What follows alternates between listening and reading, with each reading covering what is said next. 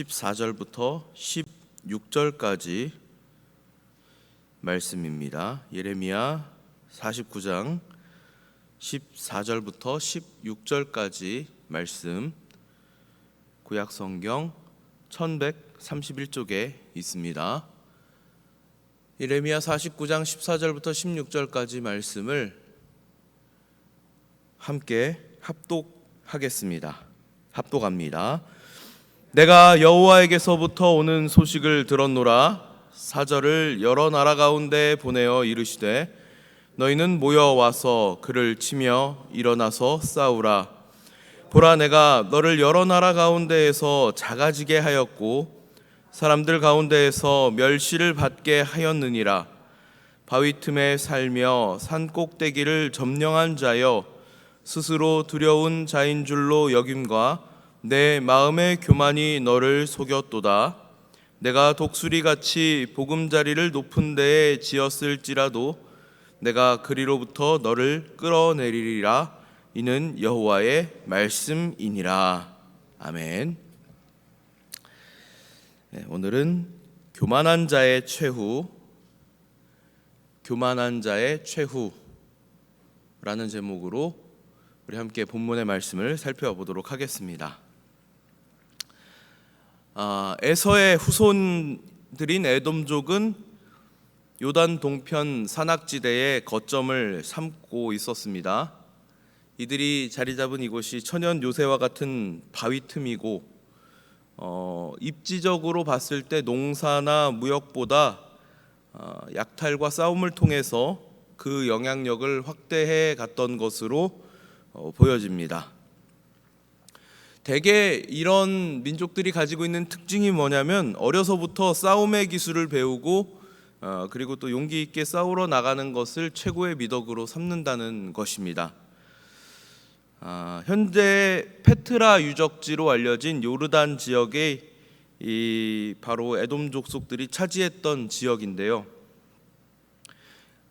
고대 그리스 지역의 그 스파르타라고 하는 그 문명처럼 그렇게 길러졌던 것으로 보입니다. 싸움이 일상입니다. 가장 쉬운 일이 싸움이고 그리고 또 대개 이런 이들은 본능적으로 누구와 싸워야 할지를 잘 알고 있습니다. 그러니까 자기들보다 힘이 약하고 느슨해 보이는 이들이 대개 공격의 대상이 되는 것이죠. 조용히 숨을 죽이고 기회의 때를 찾다가 틈이 보이면 상대의 가장 약한 부분을 무자비하게 공격합니다. 물론 그것이 이 생존을 건 전쟁이 된다고 하면 과연 비겁한 일인가 이렇게 생각할 수도 있겠습니다만, 어쨌든 상대의 가장 약한 곳을 공격한다는 것과 그리고 또 순식간에 공격을 마치고 또 자신들의 요새로 숨어버린다는 것입니다. 이 높은 바위에 요새를 두었기 때문에 효과적으로 기습 공격을 하고 또 효과적으로 수비를 할 수 있는 그런 위치입니다. 주변 지역들을 그런 식으로 평정하고 그렇게 살았던 것이죠. 그러나 이렇게 지역의 맹주인 것처럼 살았던 이들에게도 심판의 때가 찾아오는 것입니다. 천년만년 안전할 것 같았던 요새가 이제 하나님께서 심판의 칼날을 들이대시면 여지없이 무너지고 다른 민족에 의해서 밟히게 되는 것입니다. 힘이 있을 때 그들이 자기 이웃들에게 무자비하게 대했던 것 이상으로 엄청난 징계를 받아야 하는 것이죠. 그리고 이들이 무너질 때 이들을 걱정하거나 동조하는 이가 전혀 보이지 않는 것입니다. 그동안 얼마나 교만했는가 하는 생각을 하는 것입니다. 그들이 독수리가 둥지를 트는 것처럼 높은 곳에 바위 틈에 요새를 만들어 놓고 누구도 우리를 공격할 수 없어 라고 생각하면서 다른 민족들을 공격했던 것이기 때문이죠. 그러나 우리가 분명하게 확인할 수 있는 것은 이 세상 그 누구도 하나님의 심판으로부터 자유로울 수는 없다는 것입니다. 하나님은 겸손한 자를 높이시고 교만한 자를 무너뜨리십니다. 오늘 이 에돔 족속을 향한 하나님의 이 말씀이 우리에게 어떠한 교훈을 주는가?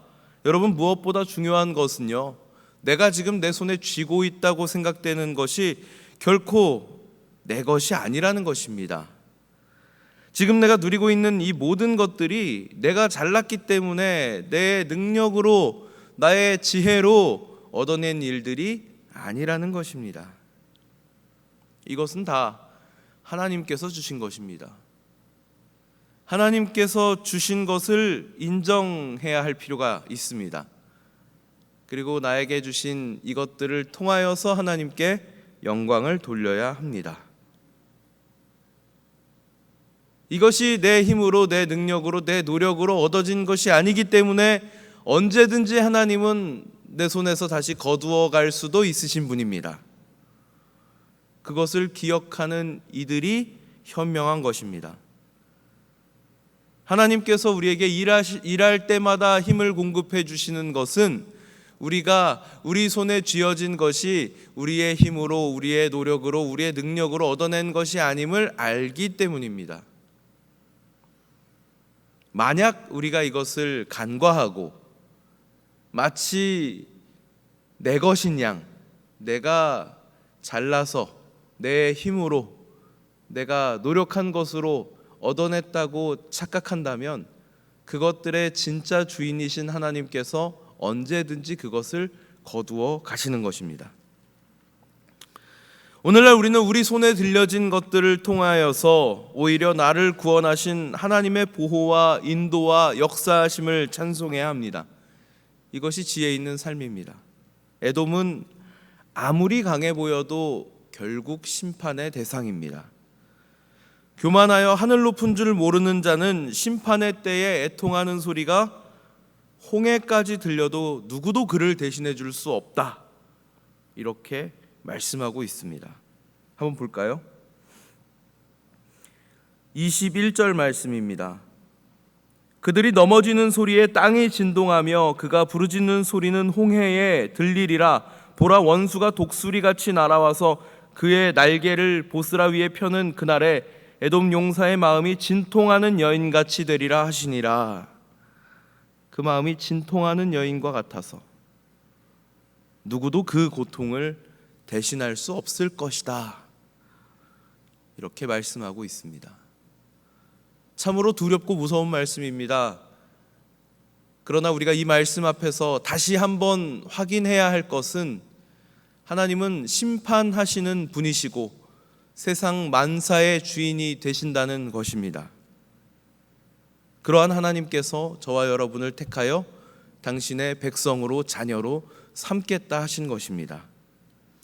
저희들에게 하나님께서 많은 것들을 베풀어 주셨고 그것으로 누리며 살게 하셨습니다. 그러나 이것이 결코 내가 잘나서 내가 그것을 누릴만 해서 받을만 해서 얻은 것은 아니라는 것을 기억해야 하는 것입니다.